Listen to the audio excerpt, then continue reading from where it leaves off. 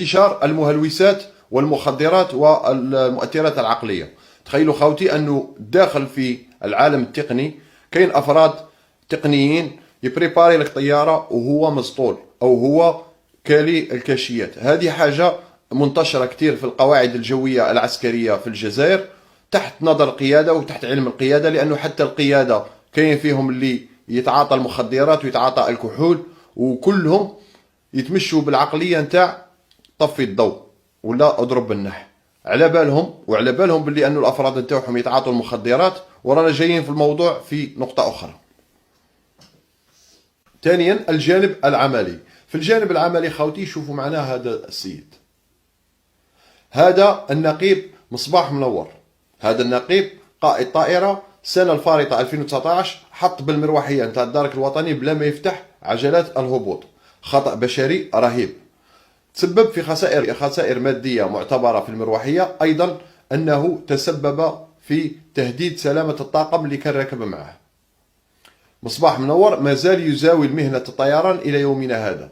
كي تجي تفتش على هذا النقيب من وراءه تلقى أخوه هو المسؤول عن مكتب التكوين والتربصات، كما أنه هو اللي رسله يدير تربص طيار في بريطانيا.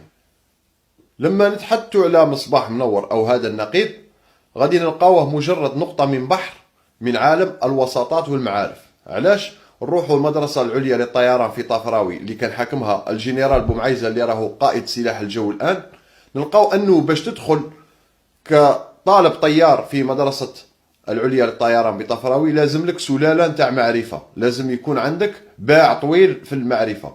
هذا هو الشيء اللي خلى الجنرال بومعيزة ينتقل من قائد مدرسة إلى قائد سلاح الجو بدون ما يفوت على قيادة الأركان أو بلا ما يدير ليطا ماجور. كما أنه هذا بومعيزة كان متسبب في هلاك العديد من الطيارين بسبب الإهمال والسرقة والنهب والفساد داخل هذه المدرسة، على غرار الجنرال بوغستور القاعدة الجوية تاع أمبواقي اللي طاحت له مؤخرا طائرة وكأنه لا شيء حدث. نقطة أخرى في الجانب العملي ألا وهي الغش وتضخيم عدد ساعات الطيران.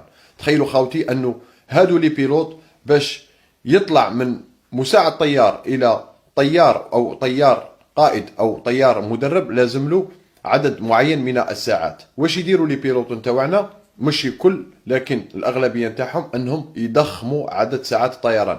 لما يخرج في مهمة المدة نتاعها مثلا ساعتين ونصف، هو لما يدخل يسجل أنه طار 3 سوايع، وهذا ما يترتب عنه الدخول المبكر للطائرة إلى